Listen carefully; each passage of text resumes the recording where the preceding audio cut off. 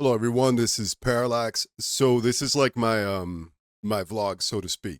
And in this episode, which is the very first episode, I wanted to touch base on where I've been for almost over a year and also where my releases are in terms of 2024 and my thoughts on I guess like AI and then also my plans moving forward. So, I've been pretty much I'm just gonna leave this up. We can have something to look at that's cool, right? I'll leave this one up.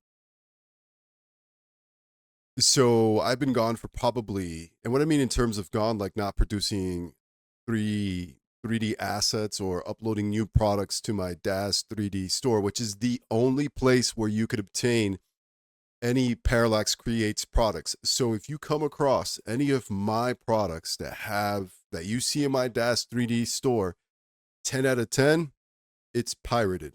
Unfortunately, that's just a thing that content creators have to deal with on the internet, and it is what it is.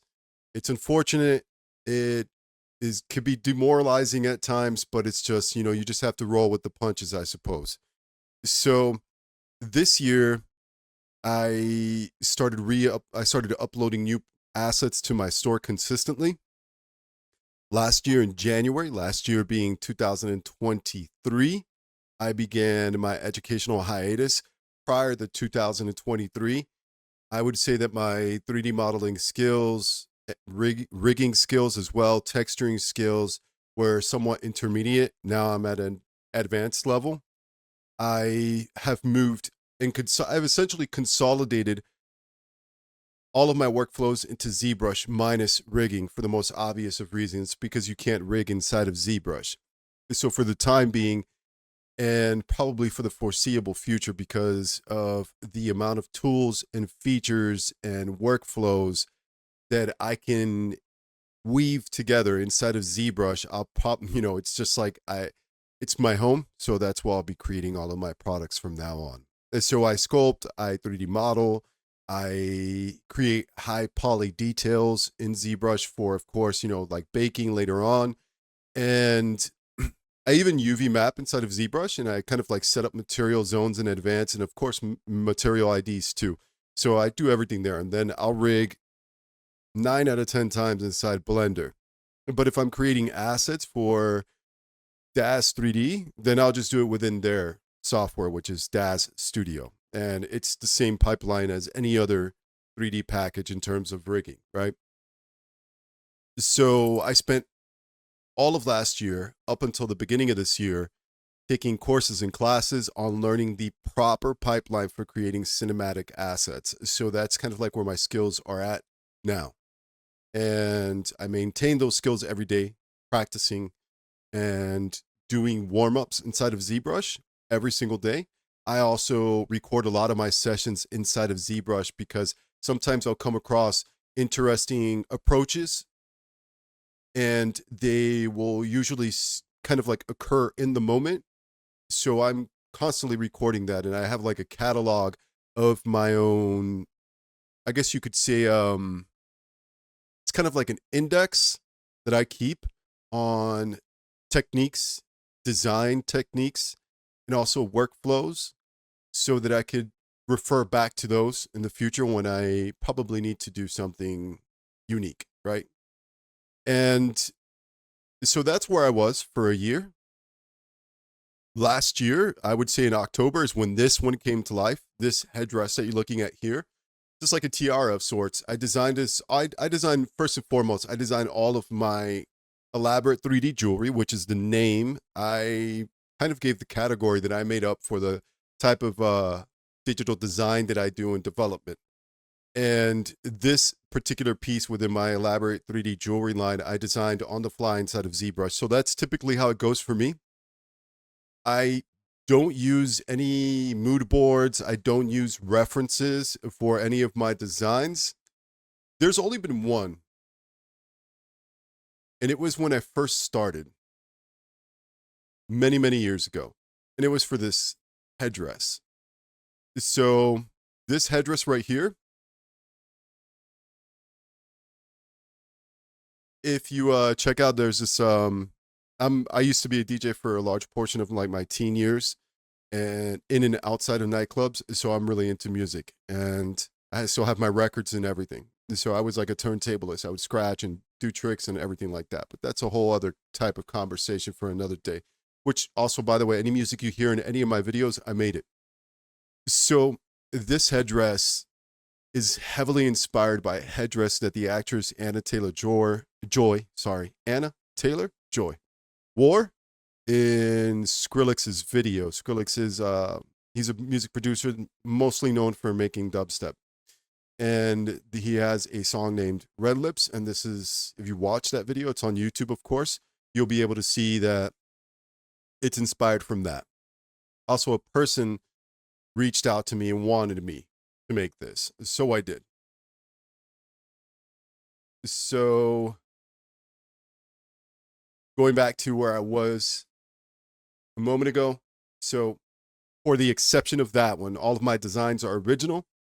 I discover the language of a design typically while I'm inside of ZBrush and I'm 3D modeling or sculpting. And, you know, I say 3D modeling and sculpting, I look at them as two different things. 3D modeling for me is poly modeling. Good God, I don't know why I can't say that, but it's all good. Anyways, and typically it's when you're just kind of like working from existing primitives or extruding edges and faces outwards, or, you know, kind of like plotting vertices and creating faces like that. And then sculpting is simply when you get like a sphere and you dynamesh it and then you just sculpt from there, right? So there are some details in here that I drew.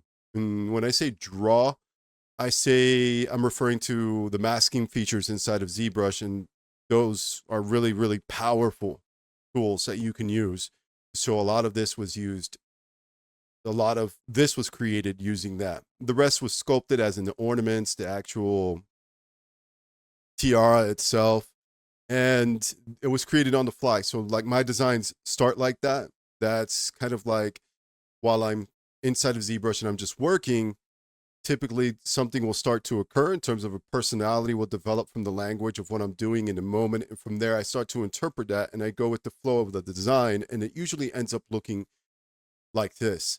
And the elaborate 3D jewelry aspect of the name that I gave my work derives from the simple fact that I create typically long chains with different type of details and ornaments and gems and diamonds and things of that nature hanging from them. And I rig those later on because they could then be animated through any pipeline, right? Whether it be in video games, cinematics, and whatnot. And this was October of last year. So, but I still persisted. I was still kind of going through some courses at the moment. And so I was able to get this out because it's something that occurred to me and I really wanted to finish it. But then I resumed. And it wasn't until maybe about 3 months ago that I kind of ended those courses and classes and the educational hiatus that I was on. But, you know, I'm still continuing my own education because you have to continue to develop. But now I'm uploading consistently to my store. I have products that are in quality assurance that have not even released yet. And what's in my store at this moment. So we'll finish up with this. This is Elaborate Jewelry 5. So I'm just kind of running you through these promotional images. What's interesting, fun fact, it wasn't until I finished, after everything was done, that I noticed the silhouette's pretty much Chun-Li. So that was something cool to discover later on. That was like a little bit of a treat at the end. I like to zoom in a lot. I've had people tell me before that they focus on different types of products.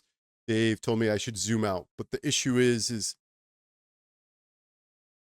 I kind of do a very, very like tight frame when I'm exhibiting my work because this is a category I've invented on my own and I understand the language of it. I don't know if that makes sense to whoever's watching, to you that's watching.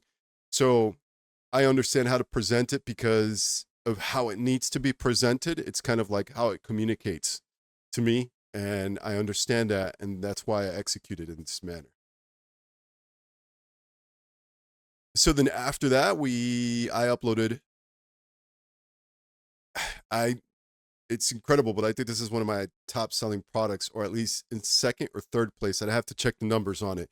But believe it or not, the Kira hat is out of control. I've So many people have purchased this since its release this year, and it still gets sold a lot. So this hat is just based off of the, your typical Japanese Jingaza hat, but of course I gave it the parallax touch, which is these hanging ornaments which are rigged and can be animated. And the texturing work, I do all of my texturing work inside of Substance Painter. I sometimes will poly paint inside of ZBrush, or bake displacement normal maps inside of ZBrush too. But the majority of the times it's either it's going to be I'm going to be texturing inside of Substance Painter. I do plan on moving over to Marmoset though. I learned Marmoset also during that period of time that I was on an educational hiatus. I also fell in love with a small little software that focuses only on UV mapping, and it's called Rism UV. Wow. I'm a nerd for UVs. I believe that if you have terrible UVs, it could break your work at the end. In terms of it's like a make it or break it for me. So you really need to perfect that as well. So Rism UV, I'll put a link in the description so you guys could check that out. So yeah, the Kira hat. So I had people reach out to me because in the promotional images, she's wearing a dress. So this dress featured these details here, which people liked, but unfortunately, I could not. I tried my best in every single way in terms of weight painting this area so that these features could retain their form through different types of poses, and it just wouldn't work because there's just too many bones pulling in this area. You have collarbones, chest bones, even the lower neck as well. So those joints affect this area. So I had to omit those. But I uploaded it here separately without those features. I had to rework the chest area. So I had to remove the laces and whatnot that I had there. And then this is really one of the ones I'm proud of the most. Sculpted the mask from scratch. So this is just hard polish, smooth, move brush, trim, dynamic, pretty much. That's all this is right here in terms of the brushes that I use. I don't use special brushes. I don't buy brushes. I just use what ZBrush has. And 10 out of 10 times, that's all you need. And of course, different material presets, like I mentioned, kind of like layout as to what you got going here and what it looks like inside Z. And then we have the D-Force Raven dress. I released this recently and I had a lot of fun creating this dress because of the things that I did to create this dress. So all of these details were 3D modeled and then baked down off of the high poly. It's specifically for this area too, and here. So I created hard surface details that were separate from the actual subtool of the dress, and then I baked those details down, and essentially, AO caught those details and projected them onto here. These are some close-ups so that people could check out the details. Look at the UV work on here is absolutely beautiful. That's why these textures look so good. I create everything from scratch. So like I said, I don't use resources. These are all just textures, and I use a lot of noise and alpha maps that are inside of Substance Painter, and I kind of tile them over to get some nice little fabric, kind of like some interesting textures to get some fabric feel to my texturing work. I use a lot of masking inside Substance Painter to achieve a lot of the work that I do. This is a close-up just so that people could see how beautiful those normal maps are. Check them out. This was once I 3D modeled this separately as a hard surface object, and it's baked it down into the low poly. This is what it looks like inside ZBrush. The high poly's not here because I don't need to show that.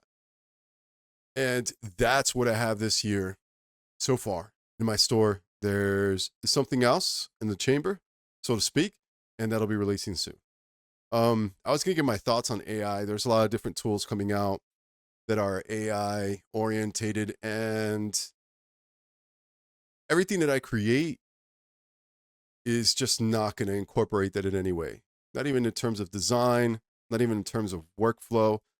And it's an ethical choice. And also, I think it's really important to develop oneself consistently and constantly as much as you can, and to get better at what you do and never be satisfied with what you do. And the absolute worst thing is that you could throw in something automated into the mix, become complacent, and you start to depend on those type of things. If you pick low lying fruit, then you'll get what you'll get. Kind of like what I'm saying. And maybe I'll touch base more on that one day. So that's where I'm at. Appreciate you checking out my video. I'll be uploading a little bit more in terms of vlogs and stuff like that, because I find these fun. So I could just talk freely about things. And subscribe to the channel, because not because I'm trying to go crazy, social media influencer here. It's just I'm going to be dropping videos that are going to be interesting, because I'm very much into interesting things. So I won't drop anything boring ever. All right. Thanks for stopping by. Later. Peace.